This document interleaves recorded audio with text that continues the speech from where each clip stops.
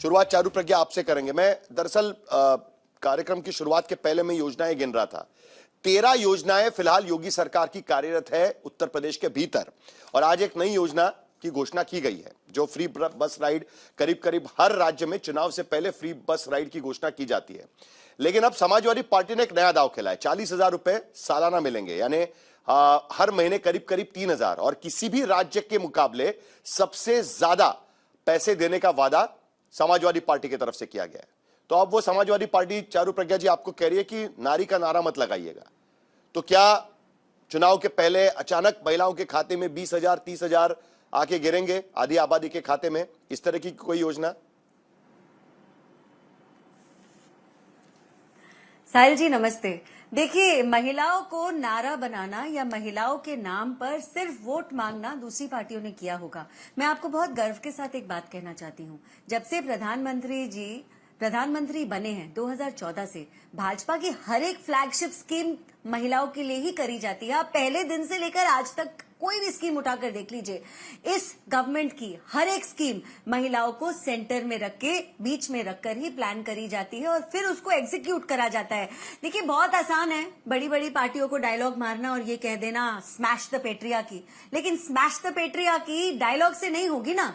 अगर आपको सच में महिलाओं को सशक्त करना है, वो प्रैक्टिकल तरीके से होगा। आप उनको फाइनेंशियल इंडिपेंडेंस दीजिए, पहले आप उनके जनधन के अकाउंट्स खुलवाइए, उसके बाद आपको मुद्रा लोन से उनको लोन दीजिए, सेल्फ हेल्प ग्रुप से उनको उनके पैरों पे खड़ा करिए। आज देश में करीब 3.5 करोड़ लखपति दीदियां हैं, इसको कहते हैं सशक्त करना। आप उनको मोबिलिटी का फ्रीडम दीजिए। जिस योजना की आप अभी बात कर रहे हैं, इस योजना को हमने अपनी घोषणा पत्र में अनाउंस किया था, हम इसको पूरा कर रहे हैं। तो ये तो बहुत गर्व की बात है हमारी पार्टी के लिए कि योगी जी ने अपने घोषणा पत्र में जो योजना अनाउंस करी थी, आज हम उसको पूरा करने जा रहे हैं। महिला को सशक्त करने का मतलब ये होता है कि आप उनको एक सेफ, एक स्ट्रांग एनवायरनमेंट ऐसा दे जहां बच्ची भी स्कूल जा सकती है, वो बड़ी होकर जो चाहे वो नौकरी कर सकती है, चाहे वो स्टेम की फील्ड की पढ़ाई करना चाहे, चाहे वो फ्रंट लाइन ऑफ डिफेंसेस में सर्व करना चाहे। अब पता है क्या है, ये जो डायलॉग और जुमले ऑपोजिशन को अब तक अच्छे लगा करते थे ना, अब जनता को ये समझ नहीं आते और पसंद नहीं आते, क्योंकि उन्होंने ये देखा है कि एक डिलीवरी करने वाली सरकार और सिर्फ बड़ी बड़ी बातें करने वाली सरकार में क्या फर्क है। अखिलेश जी से मैं पूछना चाहती हूँ, आपकी तो सत्ता थी ना भाई साहब,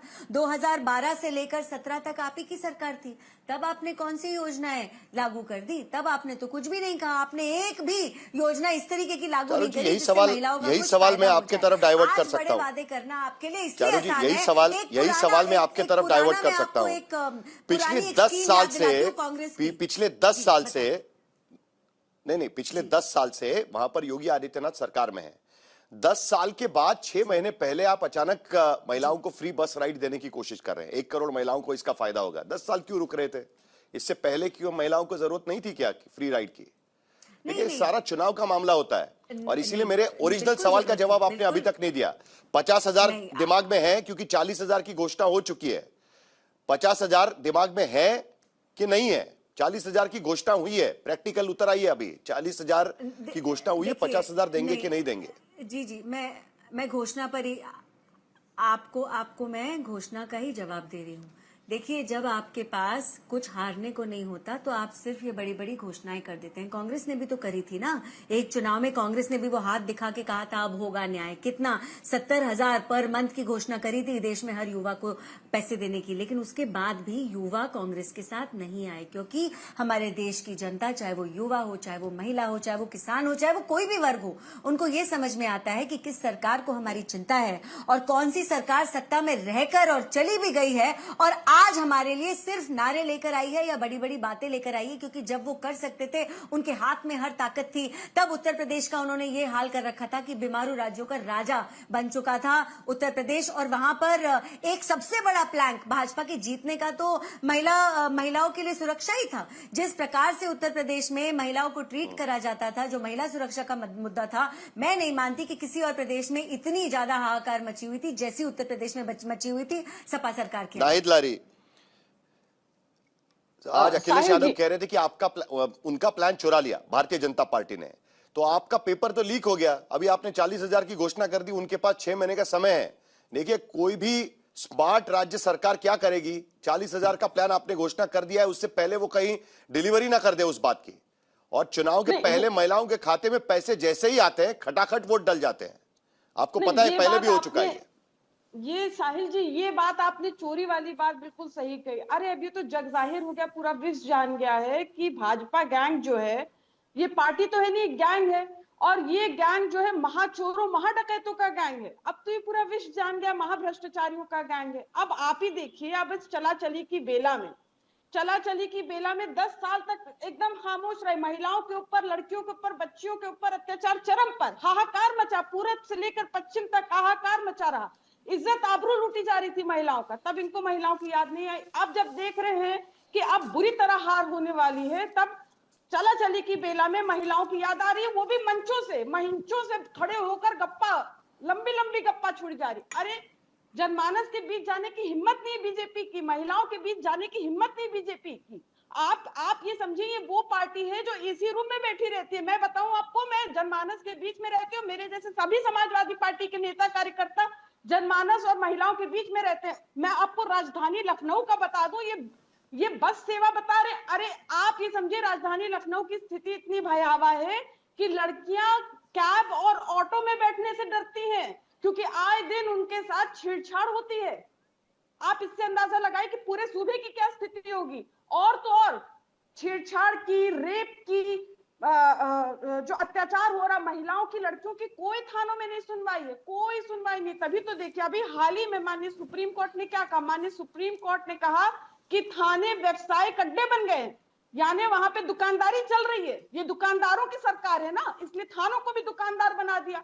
ये माननीय सुप्रीम हाई कोर्ट ने कहा, मैंने नहीं कहा। लेकिन नाहिद जी, हाई कोर्ट, एक मिनट रुके आप, मेरा सवाल आपसे ये था, एक सेकंड रुके, एक सेकंड, इंपॉर्टेंट बात है। माननीय हाई कोर्ट ने कहा कि पुलिस जो है अपने आकाओं को खुश करने के लिए नहीं है, पुलिस का काम है कानून व्यवस्था संभालना।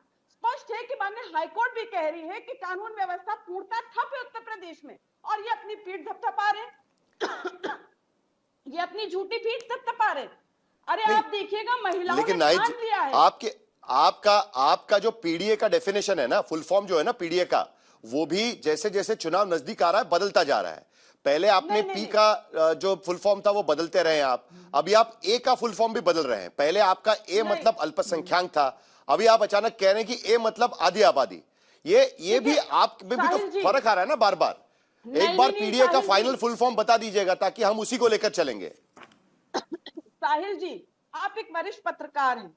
देखिए, माननीय अखिलेश यादव जी जो पीडीए समाज के महान योद्धा, जब उन्होंने पीडीए का आह्वान जिस दिन पहले दिन किया था 2024 के चुनाव के पहले, जब पीडीए के बारे में बताया, तभी उन्होंने स्पष्ट कर दिया था। आप सारे उनके पीसीस देख लीजिए, तब से स्पष्ट है कि पी का मतलब पिछड़ा, डी का मतलब दलित, ए का मतलब आदिवासी अल्पसंख्यक, और ए फॉर आधी आबादी भी स्पष्ट रूप से। तभी से हम लोग आधी आबादी बोल दिया। वो आधी आबादी अभी जुड़ा है। नहीं, मैं तो आपको चैलेंज कर रही हूँ ना। आप जब से माननीय अखिलेश यादव जी ने पीडीए का आह्वान किया, मैं आपको चैलेंज कर रही हूँ। आप देखें जाकर सारे उनके पीसीस, ये मैं कोई अलग से बात नहीं कर रही हूँ। और आप ये देखिए, महिलाओं के बारे में वैसे आज की प्रेस कॉन्फ्रेंस मैंने देखी है नाहिद जी, आज की प्रेस कॉन्फ्रेंस मैंने देखी है, उसमें पीडीए का मतलब पेट पे दर्द भी अखिलेश यादव बता रहे थे। तो अभी जो है वो आपके पास फुल फॉर्म। अब साहिल जी, आपने मुझे बुलाया, मौका तो दिया, हर थोड़ी थोड़ी देर में टोकेंगे तो उचित नहीं है ना। पेट में दर्द तो बीजेपी के हो रहा है ना, इसलिए पेट में दर्द बीजेपी के हो रहा है। क्योंकि बीजेपी जान रही है कि उसकी सत्ता खिसक रही है। और अभी तो 2024 में महिलाओं ने बीजेपी को उत्तर प्रदेश से हाफ किया था, अब 2027 के चुनाव में बीजेपी को पुरता साफ कर देगी। मैं महिलाओं के बीच जाती हूँ, जनमानस के बीच जाती हूँ, आपको मालूम है क्या नारा देती है महिलाएं कहती हैं, जिस गाड़ी में लगा हो भाजपा का झंडा, समझ लो उसके अंदर बैठा है भाजपा का बड़ा रेपिस्ट और गुंडा। जिसके गले में हो भाजपा का पट्टा, समझ लो वही खींचेगा लड़कियों का, बच्चियों का दुपट्टा। ये इनकी स्थिति हो गई है, क्योंकि ये वो पार्टी है महाभ्रष्टाचारी। चारू प्रज्ञा जवाब दीजिए, चारू प्रज्ञा जवाब दीजिएगा। मुझे ना, लेकिन देखिए, आंकड़ों पर अगर बात करें, नाहिद जी प्लीज, मेरे देखिए ऐसा, एक आपने दो घोषणाएं दी है, हो गया आपने, अरे दो घोषणाएं आपने दी है, अरे आप मुझे टोकते रहे, दो घोषणाएं आपने चारू जी को दो बात मुझे बताने दीजिए, इंपॉर्टेंट बात। मैं सिर्फ उनका जवाब चाहता हूं, लेकिन उससे पहले कुछ आंकड़े दिखा देना कि आखिरकार बीजेपी और समाजवादी पार्टी महिला वोटों पर क्यों मैं इतना हावी भी होने की आंकड़े कोशिश देना कर रही है? चाहती क्योंकि जो नंबर्स हैं, जरा एक मिनट मैं आपको पहले नंबर्स दिखा दूं। देखिए, पहले 2017 में जब पहली बार आपकी सत्ता आई थी, योगी आदित्यनाथ मुख्यमंत्री बने थे, तब 3.97 करोड़ कुल वोट महिलाओं के डले थे। ठीक है, उसमें से 6.70 करोड़ वोट थे, उसमें से करीब 41 से 43% वोट यानी 1.65 करोड़ वोट ये भारतीय जनता पार्टी के खेमे में चले गए थे। 2022 में 4.23 करोड़ महिलाओं के वोट पड़े थे और उस वक्त 46 से 48% वोट बीजेपी के खेमे में गए थे। लेकिन 2024 में यह आंकड़ा 5% से घट गया, यानी केवल 41% वोट बीजेपी के खेमे में गए। तो यह वेकअप कॉल था 2024 का पीडीए में से। जो ताई जी कह रही है, चारू प्रज्ञा, वो सही कह रही है एक तरीके से। ये वेकअप कॉल आपके लिए था और इसीलिए अभी ये योजनाएं आ रही है जो उनका आरोप यहां पर लगाया जा रहा है। एक सेकंड मुझे दे दे साहिल जी। साहिल जी केवल 1 सेकंड लूंगी, ज्यादा टाइम नहीं नहीं लूंगी। देखिए नहीं, चलिए 1 सेकंड, चारू जी 1 मिनट उनको खत्म करने दीजिए, उनको अब उनको मुझे नाराज जवाब नहीं दे करेंगे हम। नहीं, चलिए 1 आप सेकंड, नाइट जी आप आखिरी देखिए, बात अपनी खत्म करिए। चलिए आप मेरी बात सारी सुन लें, उसका जवाब इनसे ले लें। अभी आप देखिए, ये वो पार्टी है जो नकल करती है समाजवादी पार्टी की, लेकिन नकल के लिए भी तो अकल चाहिए। आप समझिए कि समाजवादी पार्टी पहली बार इस तरह से कोई योजना नहीं लाई। जब हम सरकार में थे तब भी समाजवादी पेंशन योजना लेकर आए थे, जिससे 50 लाख महिलाओं को लाभान्वित करने का काम किया था। 50 लाख से ज्यादा महिलाओं को, यहां तक ऑनरेबल सुप्रीम कोर्ट ने कहा था ये सबसे सुंदर योजना है। यहां तक लैपटॉप वितरण करके छात्राओं को उनको सशक्त करने का काम किया था। आज वो छात्राएं बड़े बड़े मल्टीनेशनल कंपनीज में काम कर रही हैं, बड़े बड़े काम कर रहे हैं, एंटरप्रेन्योर्स हैं, हर फील्ड में अच्छा अच्छा अपना योगदान दे रही है। ठीक है। 1090 जैसी पावर लाइन शुरू की थी जिसको ठप करने का ठीक है। काम किया। इनकी ये उपलब्धि है कि हमारी सरकार में काम शुरू हुआ 1090 का, वो भी ये जापानी आए तो वो काम दिखा रहे थे। अरे जब आप काम दिखा रहे तो बताए होते कि अरे हम